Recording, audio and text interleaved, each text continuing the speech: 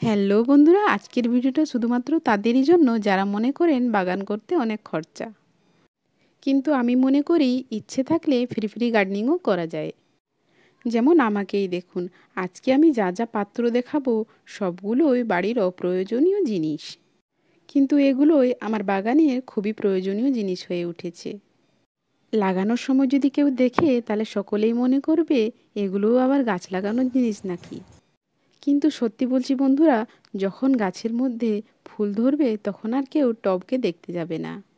আমার ছাদ বাগানে প্রায় 100 ভাগের মধ্যে 70 ভাগ বাড়ির অপ্রয়োজনীয় জিনিসের মধ্যেই গাছ লাগানো রয়েছে। এবার বলবেন, পাত্রের ব্যবস্থা তো হয়ে গেল, কিন্তু গাছ পাবো কোথায়? আমাদের গ্রামাঞ্চলে খুব একটা ফুল গাছের অভাব হয় না। দু একটা গাছ রয়েছে যেগুলো আমাদের বাড়ির আনাচে কানাচে হয়ে থাকে, যেমন নয়নতারা, মোরগঝুঁটি, তরুলতা, পর্তুলিকা, দোপাটি, জবা, গাঁদা। এগুলো আমাদের খুব কম যত্নেই বাড়িতে হয়ে যায়। প্রথমে এগুলো দিয়ে শুরু করুন, তারপর যখন ভালো লাগা বেড়ে যাবে তখন আপনা আপনি গাছ আসতে শুরু হবে। যেমন আমি বাড়ির থেকে বাইরে বেরালেই কিছু না কিছু নিয়ে আসতেই হবে। সেখান থেকে মাটি তুলে নিয়ে আসুন। তারপর টবের মধ্যে কিছুটা শুকনো পাতা দিয়ে মাটি দিয়ে ফিল করে দিন।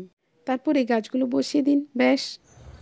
সত্যি করে বলুন তো বন্ধুরা, আমি যতগুলা বললাম সেগুলোর মধ্যে কি একটাও করতে খরচা হয়? মনের মধ্যে যদি ইচ্ছে থাকে তাহলে সব কিছু সম্ভব।